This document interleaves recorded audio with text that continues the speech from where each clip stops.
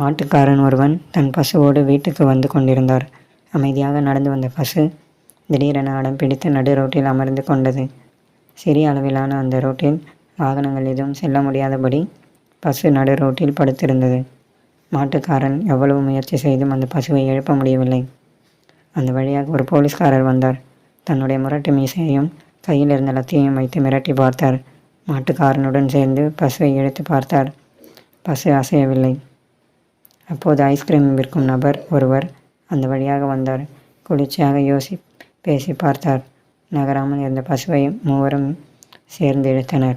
மல்யுத்த போட்டியொன்றில் வெற்றி பெற்று திரும்பிக் கொண்டிருந்த வீரர் ஒருவர் அந்த வழியாக வந்தார்.